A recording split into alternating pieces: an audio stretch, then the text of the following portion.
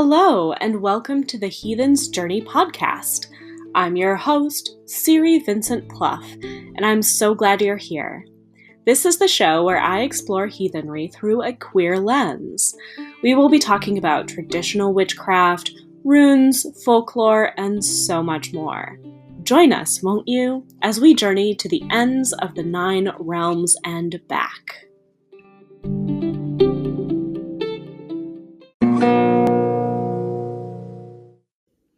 Hello, and welcome back to the Heathen's Journey podcast. I'm so excited about this episode. This is going to be really great. So I have a series of interviews and episodes planned all around ancestor work. And this is the first of those. It is with a good friend, Lex Ritchie, but I will tell you more about them later. First, I want to say happy Halloween, happy Samhain, happy All Saints Day, happy Dia de los Muertos, whatever holiday you are celebrating right now. I hope that you're having a good time. I hope that you're enjoying it. And I hope that you have people to spend it with, some amazing people to spend it with. So autumn is my favorite season for a lot of reasons. I love of course, the turning of the leaves. I love the chilly mornings. I love kind of returning to the more like cozy winter side of the seasons. And I do look forward to winter, so I'm looking forward to winter now. And I also really love the transitional seasons for a lot of reasons. I think that as a very liminal person, the transitional seasons are a lot of fun. Um, and I've always preferred fall to spring, but I'm warming up to spring. Um, I think it's also interesting because fall is a time when we are all thinking about the dead. We are all thinking of our ancestors. There are so many holidays in the autumn that kind of represent ancestor veneration and ancestor work. And there's a reason for that. I mean, the plants are dying around us. The whole world is kind of starting to go to sleep, so you feel death a little closer. In Nordic folk practice, this is also an important time of ancestor veneration. We have the two celebrations of Alfablot and Disablot. So Alfablot is the sacrifice to the elves, as well as the masculine ancestors. And Disablot, which comes later, it's in December, usually is also known as Mother's Night, and it is a sacrifice to the feminine ancestors. So we have men, women, and masculine and feminine being represented here. And it's even kind of so about Alfablot, I guess I should say. Before I go into the next thing, I should talk a little bit about these, right? Yes.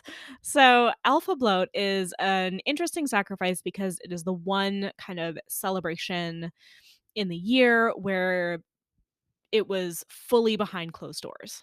This was a time of um really just getting insular with your family or your housemates, whoever you like lived with immediately. And we have records of travelers being turned away at this time, which is why we know it was such a secretive holiday. Mother's Night is also a little bit more family oriented than community oriented. It seems that more people celebrate Alfablot than Disablot, just because Alfablot is around the same time as Halloween, and in our culture, our American culture, that feels very natural. And Disablot is also a time of particularly giving thanks to any mothers who died in childbirth, mothers who um, have passed along, and the maternal family line, and all of that feminine grace has given us. As a non-binary person, I like to think of these dualistic holidays as the masculine and feminine energies. So, of course, a butch lesbian in my ancestral lineage would be celebrated on Alpha Bloat to me, and a femme twink in my ancestry would be celebrated. If he considered himself feminine, he would be celebrated on Dieselblot. Um, I'm just like imagining like a house mother of an ancestor. Anyway, so I just want to say that, even as a non-binary person, I know that these holidays can be very binary, and they don't need to be, right? We all carry feminine and masculine within us. It's just an expression of our own personal gender and where we fall on the gender spectrum, the gender explosion. But all in all, this is a time of sacrificing and honoring and venerating our ancestors. My favorite way to do that is with the Hoozle. So this is a tradition in traditional witchcraft. It was first introduced to me as a dumb supper. Um, but basically, you get your closest family together, and you bless some bread and you bless some wine, or you bless a meal and you bless a beverage. It doesn't need to be alcoholic. Um, and you offer it up to the ancestors. So you prepare a plate and you prepare a cup for the ancestors. And then you just sit in silence. If you are doing this with more than one person, this feels like a very warm and intimate, sometimes awkward thing to do. But it is important to sit in silence in order to better communicate with your individual ancestors. And even if you have a similar lineage, communicating with different people or communicating differently with your ancestors at this time. If you look up Hoozle online, you'll probably find some instructions. It is spelled Housel, Hoozle. And I will try to find something for the show notes, although I haven't been. Um, yeah, I'll put something in the show notes about that. Um, so those are just some ways of celebrating. I would probably do a dumb supper on both, or a Hoozle. I would perform a Hoozle on both um, Alpha Bloat and Disa Bloat, um, and just connect with different ancestors on those different holidays. That's one thing that you can do. Um, there are other ways that this is a time of working with the dead. So in the old Viking calendar, this upcoming new moon, which is on, I believe, Wednesday or Thursday, it is November 4th, marks Gormanjudur. And this is translates to slaughter month. So this was the month when all of the animals were being slaughtered for the winter, and meat processed and preserved, and leather made, and things from things from the animals on the farm. And this was also a time, of course, to bring in your cattle so that they can overwinter in some stables. And so Gorman Yudur is also an important month to think of the animals that have given their life for you. If you eat meat, or if you eat dairy, even just thinking about where that comes from is important. It is said that during Gorman Yudur, the wild hunt is afoot. The wild hunt, often led by Odin, in I believe I'm forgetting her name. But it's often led by Odin or a witch. And this is a time for the restless dead, the wandering spirits, to kind of come together and seek warmth. So a lot of people are preparing for that and doing rituals of protection over their homes to protect themselves from the wild hunt. So in general, there's a lot going on right now. But I always see this as a time to just venerate my ancestors, perform those sacrifices or the hoozles for, the people in my lineage that I love and that I work with. And it's also an important time to just get ready for the long winter. And ancestor work is a very important part of my practice. And so I'm actually starting a series both here and then on my blog. The blog post isn't up quite yet, but if you follow me on Instagram or Twitter, you'll know when it's up. But I'm starting a series on ancestor work here. So I have this interview with Lex upcoming, but then I also have some other interviews coming and then some just personal reflections on ancestor work and practices that you can do.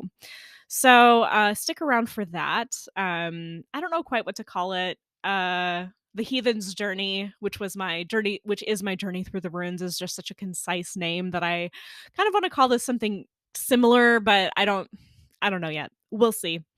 But expect more ancestor work content on the podcast. And the first person that we will have on as a guest is the Lex Ritchie. So I wanted to put them first in this series because they articulate so clearly what ancestor work means to them and offer multiple avenues for queer people to come into ancestor work. So Lex Ritchie is a tarot reader and folk magician weaving spells for liberation, living in the Great Black Swamp. They believe individual liberation and enchantment create collective liberation and enchantment. Lex helps witches connect to their power, agency, and magic so they can make magic that makes change.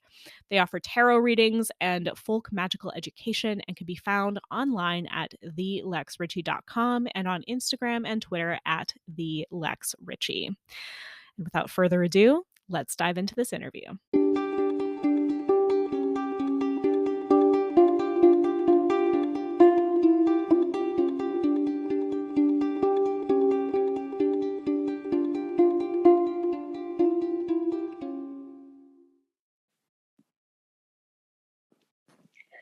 Hello, Lex. Welcome to the podcast. Hi, happy to be here. Yes, I'm so happy to have you. So before we got live with our conversation, I did a brief introduction of you in the intro to this episode, but in your own words, who are you and what is the work that you do? Yeah, so I'm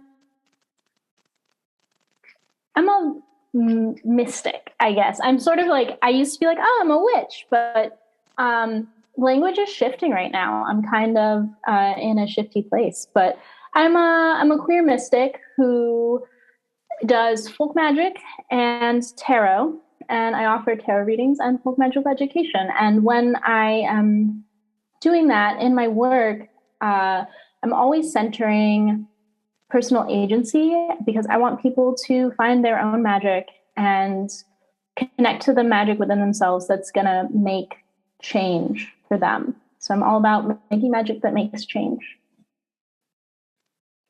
I love that so much. And I also really love mystic as a noun. Like mystic as like an identity of what you can be and do. I know that there's kind of like this interesting conversation that's happening, and I've noticed it's sort of bubbling up for a lot of people who are not necessarily like in the same sphere or related to one another, as far as I know, who are talking about, the word witch and how much that word is getting used. And I really like to highlight that not all magic makers are witches, and you don't have to identify as a witch in order to be someone who practices magic. So, yes. Yeah. And it's like, I love the word witch, and I love there's a liminality in the word that is really, embodied in what I do. But there's something about it that's like, it's almost like my own conception of the witch and the other people's conception of witch when I say I'm a witch are different. And it's like, that's the gap. That's like, I need a new word. I don't know what that word is yet. Yes, I totally understand that. So I know that a lot of your work focuses around agency, as you said, and I think that that's really beautiful from one queer magic worker to another. And I also know that a lot of your work has to do with ancestor work and spirit work as well. Yeah. So for listeners who are perhaps not familiar with ancestor work or spirit work, what do those terms mean for you? Some listeners may have heard Katie Swallow talk about ancestor work on this podcast a while back, but there are many different ways of doing this work. So let's just center around like, what is your way of doing this work? Yeah. So let's talk about spirit work and then we'll talk about ancestor work, because ancestor work, in my opinion, is spirit work. So spirit work is working with spirits, where it's not necessarily magic, but like it can be meditation, it can be conversation, it can be, it could look like herbalism.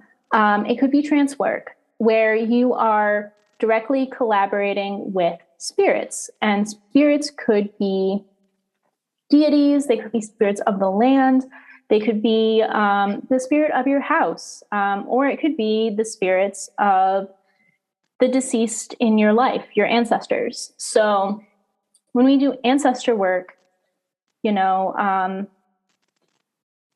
actually just wrote about this today. Ancestor work is this branch of mystical occult work that we see in many cultures across the world.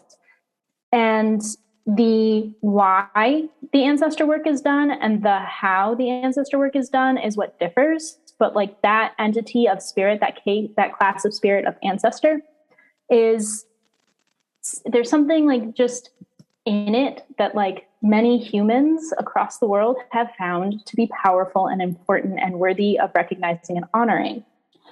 And whether you are engaging with your lineage ancestors, so your so-called blood ancestors, I don't love that term for a lot of reasons. I use lineage ancestors, or whether you're engaging with queer ancestors, be they queer ancestors who were part of your found family, who passed on, or queer ancestors in like the cultural zeitgeist, like maybe Freddie Mercury, that you're choosing to engage with to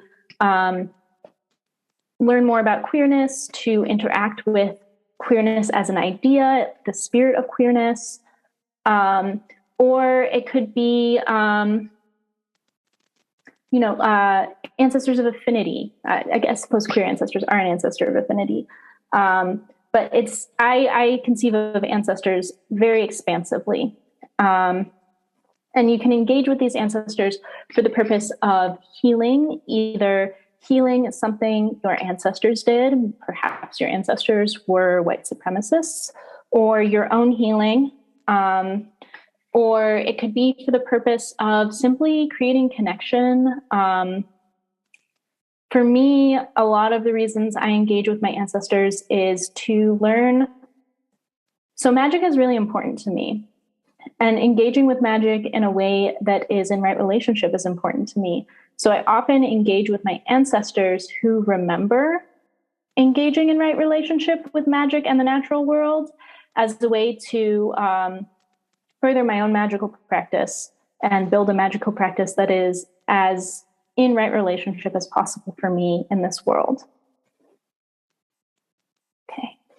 So it's a kind of expansive and rambly definition. I actually think that the way that you broke it down was really good. Okay, good. Yes.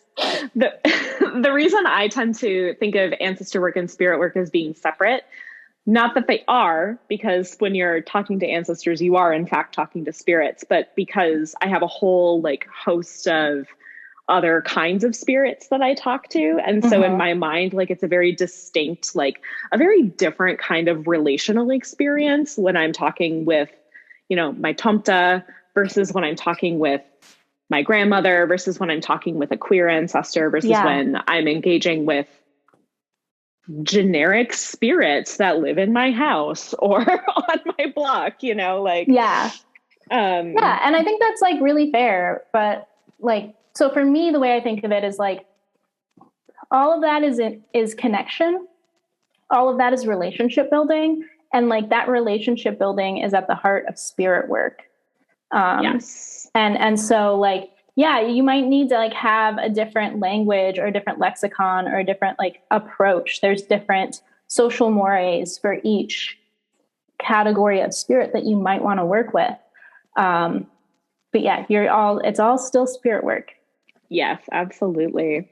So then how does tarot fit into this for you? I know that I definitely use tarot a little bit more so runes these days, actually, as a medium of connection.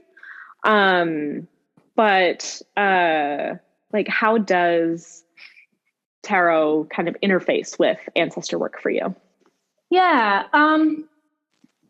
Tarot has been a way for me to connect with the ancestors that I don't necessarily have a strong shared language with. So sometimes when I'm connecting with ancestors, you know, they're like, "Oh, why don't you speak this language?" And I'm like, "I'm sorry. Like, I really only speak English." And I love there's something really powerful about the English language in that it's like super flexible. And so I can say things in a lot of different ways. And I often tell these ancestors who complain about my language that like, this is a really flexible language and you can let me know how you would rather I say this. Because often like we use a lot of possessives and my ancestors don't love possessives, but I can change my language in English to not include possessives. But sometimes still it's difficult to like, they don't know, you know, we don't always speak the same language, especially when we're connecting to like deeper ancestors or ancestors who've been obscured or hidden from our, like the larger story of history, whether that is our own lineage ancestors who've been obscured or perhaps like radical ancestors whose stories have like literally not been written down because that's how history gets written. So the tarot cards are a visual language. They engage in something that's a little bit beyond language. And they bring in, you know, tarot is a spirit in and of itself.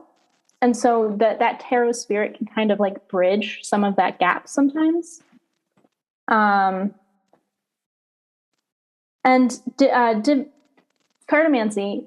using cards for divination, is something that is pretty widespread across a lot of cultures, especially in, you know, like the last 500 or so years. So it's a form of communication that a lot of spirits, particularly ancestor spirits, will readily recognize. So that's some of how tarot intersects with my spirit work practice. Yeah, I find that to be really true for my own practice as well. Tarot is a really good tool for connection, particularly even if cartomancy wasn't a part of this ancestor's understanding. They can at least like engage with the art in a deck of tarot, at least, you know, like, and that's why I think tarot is really helpful. Runes for me also have a similar kind of helpful quality because they're like these very fascinating letters and entities that are themselves the makeup of a language and therefore can be used really well for communication with spirits because it's like, oh, we're a language that also is just communicating beyond the veil, or like communicating beyond your lived experience. So even I found it even helpful. Like I've been diving into a lot of like French Canadian ancestors lately. They're just very present for me right now. And though you would think maybe tarot, as in, like a Marseille deck or something, would be more appropriate given the lineage history, runes still are my go-to divination practice for communicating with those ancestors. Yeah. And I mean, so I'm still pretty new to runes and I don't use them professionally, but like, when I was taking your class on the rune series and I shared with you that like, there were early Greek divination systems that used the early Greek alphabet on knuckle bones. The concept of using alphabets as something, as like this primordial language, and the power of just like the sheer power of language itself, as a divinatory, as a magical practice. Yeah, it's something that is not limited to the Norse runes, and I'm sure resonates with many of our ancestors. Oh, absolutely. Yeah, so I know that a lot of people kind of continuing to dive into ancestor work. And this time approaching it from a very temporal and practical perspective. We are recording this podcast episode in October. It is being released later than that, but still kind of in the autumnal period. And I know that a lot of people kind of consider October, November to be very potent months for ancestor veneration and ancestor practice. So what do you think of in terms of times of year to practice, and like when to really get started? Like, are there certain cycles when your ancestors are particularly loud? Are there certain times where it seems like it's harder? Like, how do you relate with that? Yeah. So I'm in this interesting shifty moment with my own like sort of personal wheel of the year, where I'm moving away from this what we traditionally refer to as the wheel of the year, which is very rooted in like, the English seasons and everything. And even though they match where I currently am, yeah, I love this season of the year. And I think it's definitely a season of the year where if you don't currently engage with the ancestors, it's very easy to feel them. I don't necessarily think so. Like some people are like, oh, the veil is thin right now. I don't think that's necessarily the way it works. I think we're primed to sense our ancestors right now because everything outside is dying. We're primed to think about the dead and to be able to sense that because that's what we're surrounded with right now. So Samhain, All Souls, right, it's always a major part of my calendar. It's been the mainstay of my ancestor practice for years. But I work with my ancestors throughout the winter season. And really, through the last few years, it's been All Souls.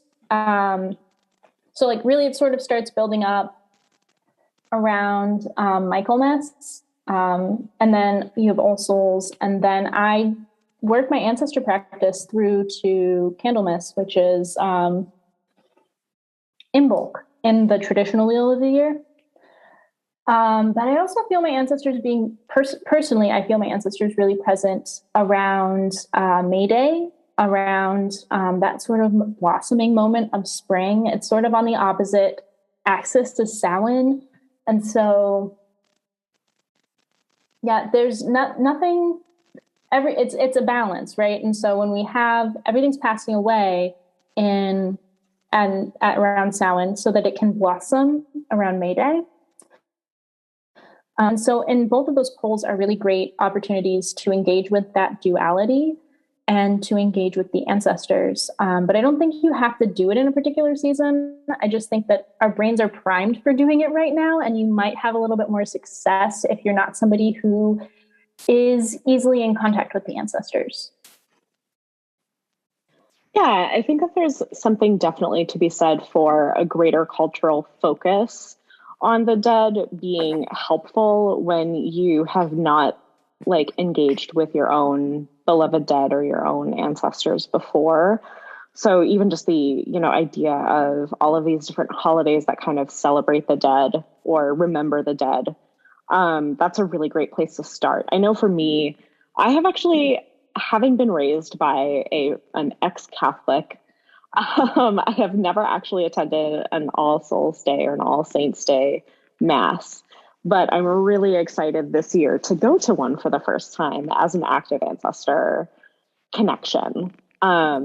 So that's also another way that people can, kind of like, what are the holidays that are celebrated in your culture around this time? And like, are there groups that you can go to experience them?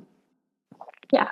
Yeah. I recommend to a lot of my friends who have Catholic ancestry, if you can do that, like not everyone can go into a church, and that's cool. But if you can, it is a massive shortcut because the Catholic Church has been doing All Souls Day masses and honoring all souls for hundreds of years. That's a powerful ritual that your ancestors are going to readily flock to. Yes, absolutely. So I know you've got a couple of things cooking behind the scenes. I know that you over the summer recently kind of like came out with a new form of tarot reading that talks a lot about our personal stories. And this is a little bit of a shift away from ancestor work. We'll get back there, I promise, for everybody who wants to talk more about the spooky things. But I want to kind of take a moment to just like talk about your true story readings. Is that what they're called? True story transformation. True story transformations. I love it. Tell me more. Tell us everything about it. Yeah. So I I got the idea for these when I was playing a lot with my own story and through a mixture of, pretty typical magical ritual and trance work. And the way we tell our stories and engaging with story can fast track transformation. When we have stories about like why we're coming up against a brick wall or why we can't do something, that it hampers us. And if we can, first of all, recognize that story, and second of all, rewrite it, that dissolves the block that's in our way. So what the true story transformation sessions are is they're sort of like it's almost like a combination of a trance work, energy work kind of session and tarot. So what happens is I, as the reader, I'm not simply pulling cards. I facilitate a sacred space for us to actually engage with your story, the story you're telling yourself now, and the story that is going to bring transformation, that's going to dissolve that block that you're coming up against. And it's almost like it's like a big sandbox. Like that's kind of what I think of trance work as. It's this sandbox in which you play, right? And engaging in that kind of trance work can be hard and scary when you're doing it yourself. And so I wanted to bring the tarot into it because tarot is accessible. We were just talking about how images are really accessible. And so I don't want to tell my client what I'm seeing. I want them to be able to work with me to describe what is happening for them. So I'm like, these are the cards I have. This is what I'm seeing. How does that relate for you? And together in that sacred space of a true story transformation session, we get to work out those pieces and craft a new story and build steps that towards enacting and living that story. It sounds very interactive. It is. It's super interactive. I love it. Yeah, I also really like to read it in an interactive way. Because I think that, you know, I don't necessarily as the reader know like what is the most important thing for the person to hear, or, you know, that was a weird way of putting it. So like as a reader, of course, I can see things, but I also want to make sure that the client is getting what they want. And sometimes clients, you know, might want a bit of a partner in figuring out what the real question is, or like new questions come up in readings and stuff like that. So yes, I really love the interactive style of this. Yeah. You also do an ancestral tarot reading, right? Yes, I do. Yes. What is that like? So that tarot reading, it's a ton of fun. It's recorded this year because the ancestors are loud, and it's really hard to both manage like talking to a person and interpret cards and like channel things and so the ancestors are loud, so it's recorded, so I don't have to like manage, like describe to the client what I'm doing. So yeah, they're really powerful, and they're an outgrowth of I was having this experience for a couple of months in my tarot practice where I would have clients come and they were asking about their ancestors, and that's awesome and rad, but my usual tarot readings are not, they can answer questions about the ancestors, but they're not necessarily the best suited. So I needed to create something that was specific for working with the ancestors. And what this reading does is it looks at you and your ancestors, your context, and then what is needed, right? So whether that is, you know, what you're hoping for from your ancestor work is healing, or whether it is just connection, or whether you want to connect to a certain subset of your ancestors. Like maybe you want to connect to the subset of ancestors you have who did magic, who knew how to make magic, and you want to connect to ancestral magic. So we start to look at, right, I was talking earlier about the why and the how is different for all of these different cultures across the world of ancestor work.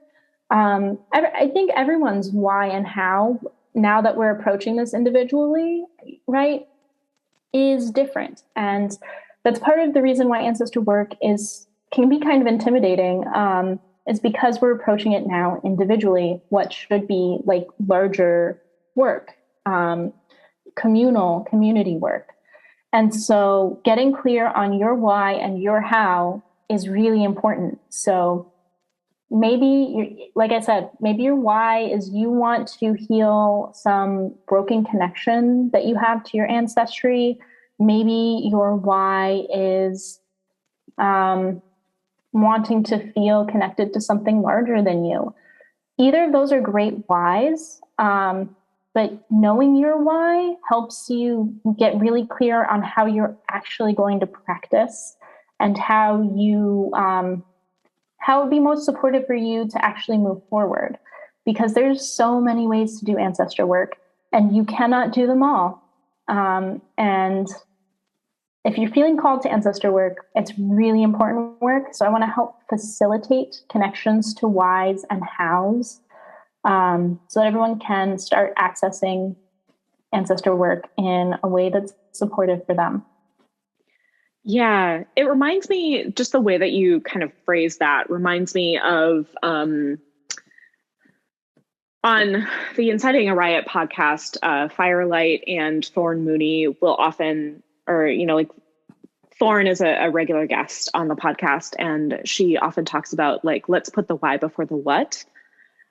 Particularly, you know, in her context, it's like, if you're doing magic, you need to know why you're doing magic. Mm-hmm. And that's also often how I teach. It's like, okay, understand like why you're doing magic, AKA what needs to change. And then you figure out what your like actual spell is going to look like. Mm-hmm.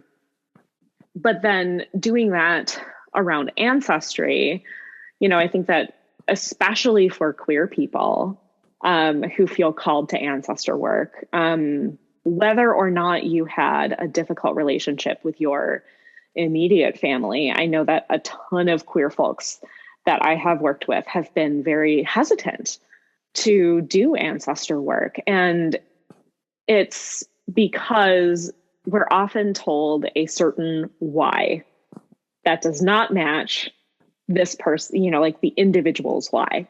Mm-hmm. I feel like something that I've noticed in larger trends in ancestor work are like, oh, we are practicing ancestor work in order to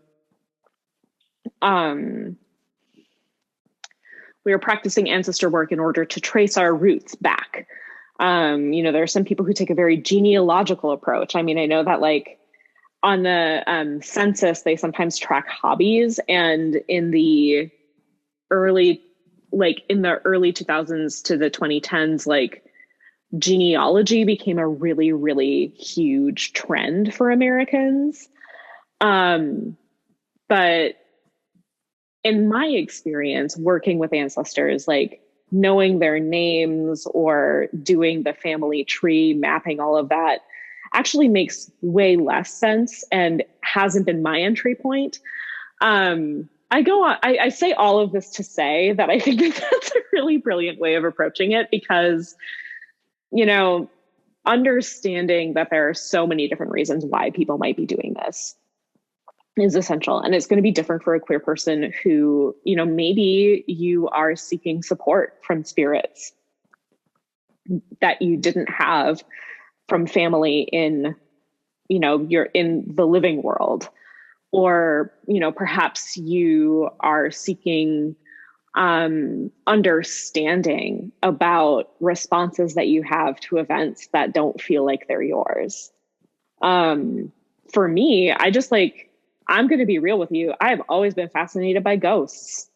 So this idea of there being something that remains after death has just always been really fascinating to me. And so, of course, like ancestry feels like a part of that. Yeah. Yeah. And I just to echo you, like ancestry work is not genealogical. And, a lot of people feel a lot of shame when they're like, oh, I can't do ancestor work because I don't know who my ancestors are at all, and the perception that ancestor work is genealogy causes a lot of harm, because like the people who can do genealogy are white people, and like particularly white people whose families owned land. Yes. And, just me as somebody who is white, I have ancestors who, like relatively recent ancestors, who I can't find. I can't go that far back, and I'm white. It's so much harder for people who aren't white and people who've been adopted, and like it's not a necessary component at all. Genealogy is not required. This is not a genealogical practice whatsoever. No. And in fact, when I was asking Kari about it, because she's, my personal teacher in a lot of ways, I said, oh, should I get like an ancestry.com account? And she was like, nope, you actually shouldn't, because it will give you perceptions and ideas of your ancestors that are not necessarily true to the experience, or not necessarily like the ancestors that you want to connect to. Yeah. So I think we're kind of hovering around this idea that for queer people, especially, and I'll be frank, we are talking as two white queer people. So I know that there are a lot of really good podcasts by people of color that reference ancestor work. And I can't speak to the experience of doing ancestor work as a person of color. But I can talk about it as a queer person. So what are some entries? And as you have worked with clients, what are some of the whys that people can be attracted to ancestor work as a queer person? Yeah. All right. Those are like two different questions. Let me take the first one first. So, Sorry, I tend to mush questions together because my brain goes in a million different places at once. and I mean they are connected. So, yeah, it's totally cool. All right. So, entry points into ancestor work for queer people, but also, I think this is true for anybody who doesn't want to start with your lineage ancestors, which is if you don't want to Yes. start with your lineage ancestors, that's totally cool.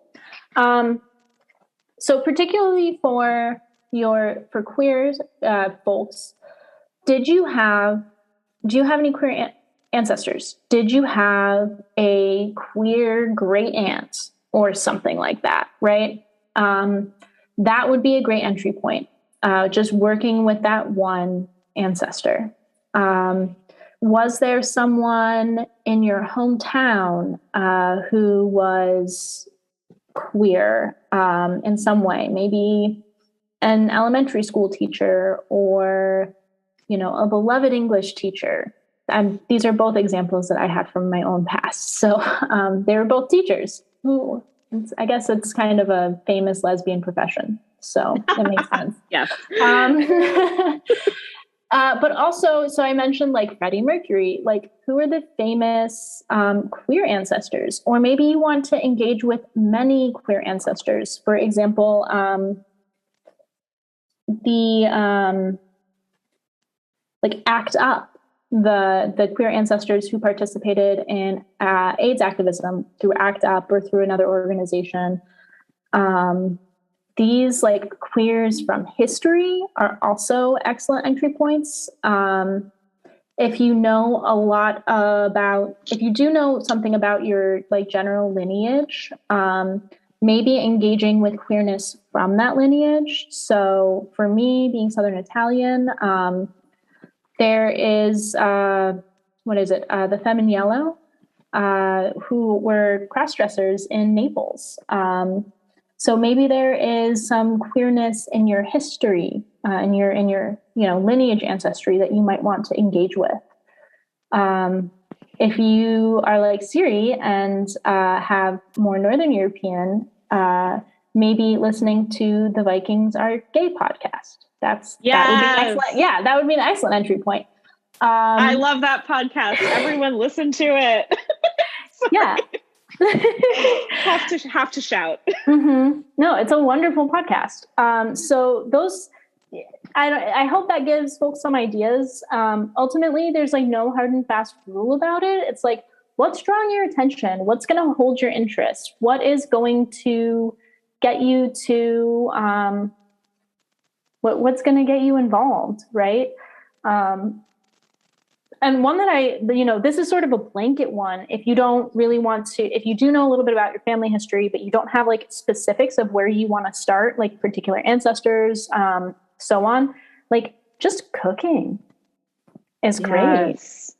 And it doesn't have anything to do with queerness, like, but it's just like, this is something that sustained your ancestors. This is something that will sustain you. And together in that like shared sustenance, like that shared concept of sustenance, like connections can be made. And even if it's something like that's not culturally specific, you want to learn how to bake an amazing loaf of bread. That could be great too. Okay. So those are like general ideas, but like whatever, where's your heart pulling you? Follow that. And then the second question was, why do queer people feel a calling into this? Right? Yes. Okay. And I think queer people feel called into ancestor work for the same reasons that everyone gets called into ancestor work. That feeling of connection, that feeling of belonging to something larger, and that yearning. At least for me, there's a yearning for right relationship and for connecting to my ancestors who knew how to be in right relationship and my ancestors who resisted the structures of wrong relationship. So my ancestors who resisted capitalism, for example. those are all people that I want to be in connection with when I'm thinking about making magic and creating new worlds. So if I want to re-enchant the world, I want that re-enchantment to bring back that right relationship. It might not look exactly the same. My spells that I cast might not be the same. We live in a different world, but remembering that there is a long struggle against systems of oppression, that there is a long struggle against that disconnection that capitalism and colonialism have forced upon us. That's what so many people are seeking. That's so many people's whys. And like within that big why, right? Within that like very human need for connection and community. So in this case, it's, you know, mystical, spiritual, literally a community of spirits, right? Where we don't just want community with other humans, but with the supernatural, with the more than mundane world. And then within that, there might be, so there's the individual why. So when you yearn for that connection, are you yearning for it because somebody told you you couldn't have it and you like this is a process of healing that? Are you yearning for it because you're yearning for sustenance in this process of resisting systems of oppression, which can be hard? Connecting to radical ancestors can be very sustaining in that. Are you, maybe it's desire for inspiration for new ways to make magic that are in right relationship. Like I've gotten some of my best spell recipes from my ancestors while cooking, you know? Yeah. So yeah, there's so many individual whys that are underneath that like just superhuman yearning for connection. Yeah. You put that so beautifully. You know? I think that it is all about connection and relationships. And I know that over the last year that I've really deepened my own ancestral relationships and my own spirit relationships, I know that my heart feels fuller and I feel more supported in general than before I really got engaged with this practice. And I want that for more people. Like, I know that it's possible, and I know that it has changed my life in some really positive and good ways. And I want that for more people. And I do think that the desire for belonging is something that is very core and central to the human experience. And it, especially like so many of the queer people that I have worked with have had really difficult family relationships. Non-queer people also can have very difficult family relationships. And I know that sometimes when people are like, now I'm going to have like dead family to deal with. Like, it's not that. It's more like we're finding family. And that's also why I think it's really important to talk about ancestors that are not within your genetic lineage as well, because, you know, they may be ancestors like the people who lived on the land. So, for example, in Nordic practice, the tomte is usually over the centuries, the tomte became smaller and smaller and smaller and became like this little figure with a beard and a red cap who helped out around the farm. But originally, the tomte was the first person or the first kind of leader of a family to pass away on that land. So you're really engaging with that figure, and that figure became connected to the land and becomes a spirit that is other than their, you know, like spirit, like living self, like they do transition. And so that I do kind of consider, if you have if you are working with a Tomta or you are working with a house spirit in that way, like in a way you are working with an ancestor. The connection then becomes, we have lived and loved this land at different times. Yeah. And that is the relationship. And I haven't mentioned ancestors of place, yet, but let's get into it. Yeah, we can do that. But first, you said something about genetic lineage, and I just want to say like something like real quick, because my commitment to like talking, like not calling them blood ancestors and things like that is like, first of all, you're more than your blood, but like there's some like bashy shit that goes on in the larger ancestor work world that is worth keeping an eye out for if you are just starting to get into this. The hyper focus on genealogy, the hyper focus on like, oh, my DNA test said I'm from this country, and so then I'm Slovenian, even though when your ancestors lived there, it was in Slovenia. Right. So a lot of that plays into some pretty right-wing rhetoric, and it pays to be careful. So, yes, which is exactly why I call it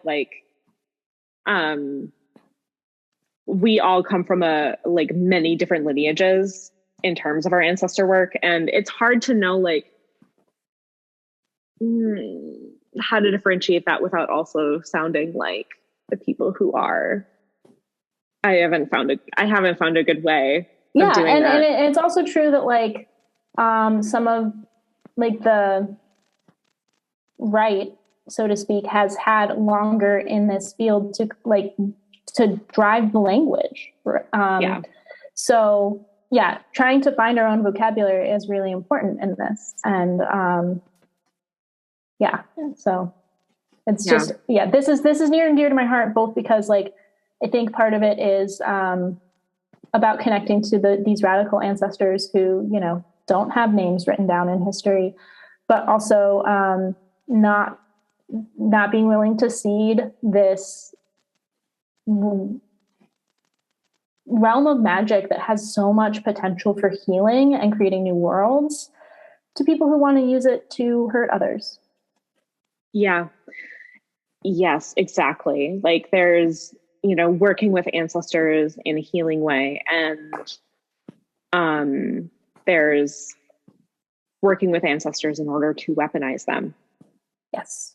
And they're just completely different beasts. Sorry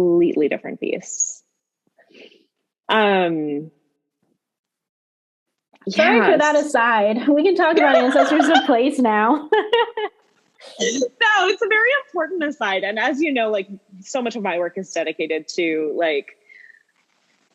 tearing out white supremacy and, helping people understand the language that is this is actually a dog whistle for a white supremacist heathen, that kind of thing. So thank you. Of course. It's not an aside. It's an important part of what we're doing. So yes, let's talk about ancestors of place. So this is very interesting to me and has been an important part of my own work because, I am the descendant of settler colonizers, living on Anishinaabe and Dakota land, and rooting into place and understanding place from a much broader and deeper perspective is really important to me. But I also think that it's very important. This is another place where it's really important to be careful about how you're engaging with this. So let's talk about, how do you approach ancestors of place? Yeah. So, one way I have approached ancestors of place is a little bit more happy and upbeat, and then the other way. So let me talk about, this, you were talking about the spirit of the land, the Tompton, that kind of thing. And that's an awesome way to engage with, literally an ancestor of place. And another way that is great to engage with ancestors of place, and this is very much specific to my context here in the Great Black Swamp, Northwest Ohio area. But there's a type of habitat here called oak openings. It's a very specific type of habitat. It doesn't exist naturally. It was maintained and facilitated by the native people here. And thinking about the ways that these people intentionally work with the land and the plants that they intentionally worked with, and coming to know the plants that still are here, and this ecosystem that still must be maintained in a way that is collaborative between nature and human. That's another way that I engage with Ancestors of Place, is this habitat that was here before before settlers were ever here, before these houses were ever built. And thinking about, what does it mean to be on the land and in collaboration in that way? But then, and also engaging with plants, native plants that grow in this region. I also have this concept. I don't really have a great name for it. Currently, I call them diasporic plants, but they're not necessarily that might be a better name for a naturalized plant, right? That didn't originally grow here. This is what I call plants that are native here and that were also native in places that my ancestors lived. Yeah. Okay. Yeah, I don't have a good name for it, but this has been a really important part of my practice, and it's growing right now. And I love it. But plants like linden, nettle, yarrow, plants that have native, rose is another great one, that have native varieties here and then also in other parts of the world. So linden is fairly widespread. It has native varieties here in the US. It also has native varieties that grow in Central Asia and the Mediterranean and in Europe. Nettle also grows across the Western Asian into Central Asia region, as well as in Europe. A lot of people think it's only a European herb. That's not true. And it also has native varieties in the US. And connecting to these plants that grow here and grow there, plants that my ancestors know, but also that the land knows deeply and intimately, has been really important for me.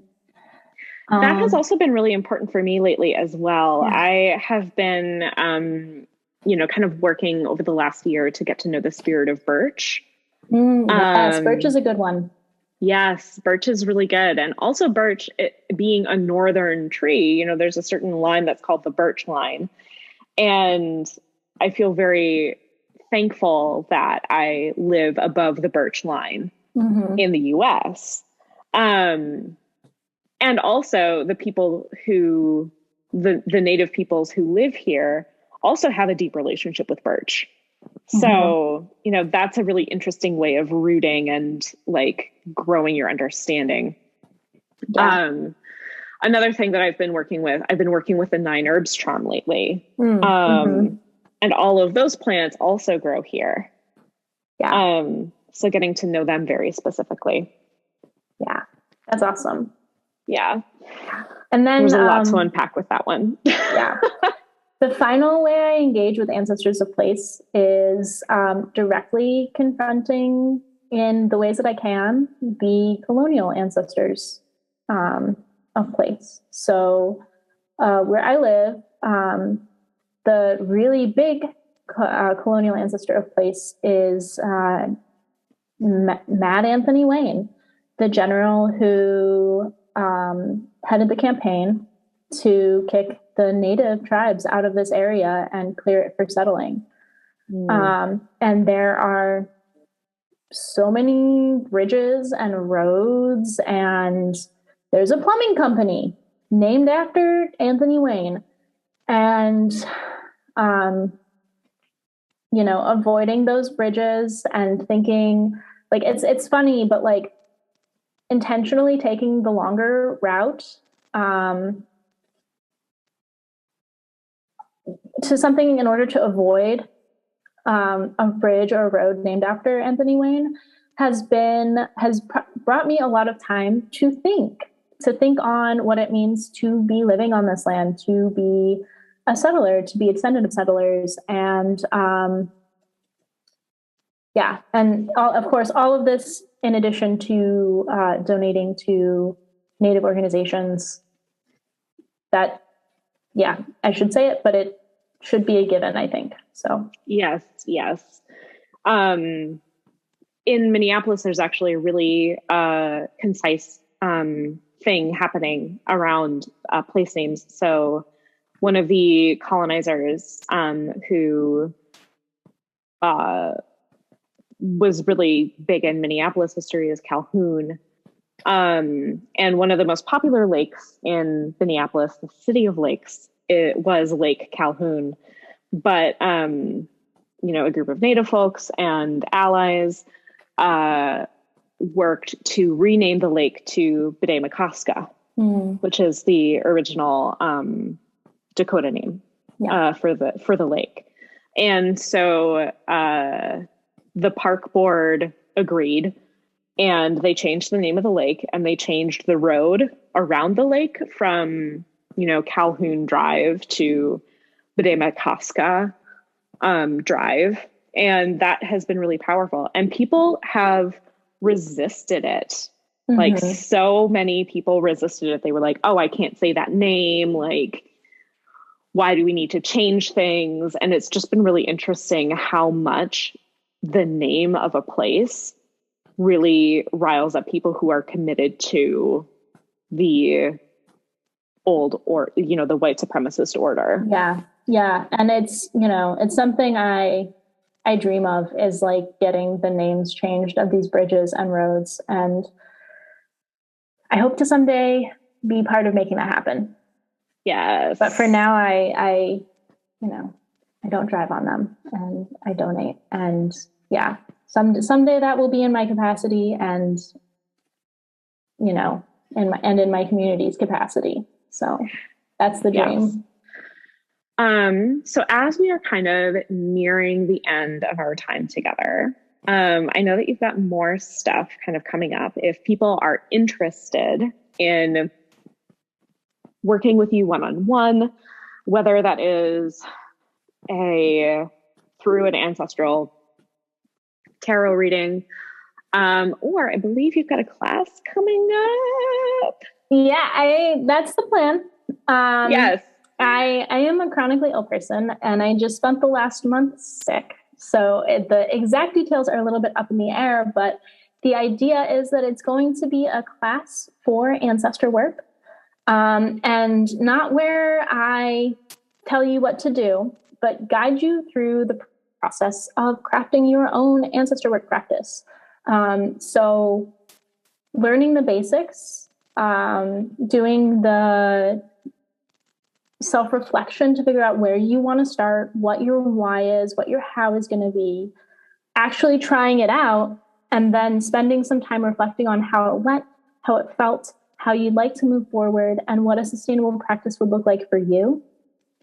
And because I so strongly believe that this isn't something we should hold individually, right? Like, ancestor work is not something that can be held individually. It's something that really needs to be held in community. There's going to be a community portion to the class too. And that's really important for me, is that, there be a supportive community structure to it. Yes, I wholeheartedly agree. So I took, I was in Laura Valeta Vesta. She did a course over the summer that was like kind of getting ready for a many weeks long rune practice. And that was really wonderful because she structured it where she had like, every other week there was like just time for people to share their personal gnosis that had been developing. And that is it's really beautiful to see and to make space. So I'm glad that you're making space for that as a part of your class. Yeah. I don't know. I'm a little bit of a heretic where I'm like, you know, with where so many of us are at right now, like particularly white people, like it's all personal gnosis. Yes. You know, so like that's what I want to help people. Like I want to help facilitate folks finding their personal gnosis, having confidence in it, and continuing to refine and develop it as they grow in their practice. Yes, absolutely. So where can people find you? I am online at the Lex Ritchie, LEXRITCHIE.com. And then I'm on Instagram and Twitter as the Lex Ritchie. Fantastic. Everybody follow Lex. They do fantastic work across all of their platforms. Thank you. Yes, please go follow me. Yes. Join the convo. All right. Well, thank you so much for being a guest today, Lex. I super appreciate your perspective, and this has been a wonderful conversation. Yes, it has been. Thank you so much, Siri.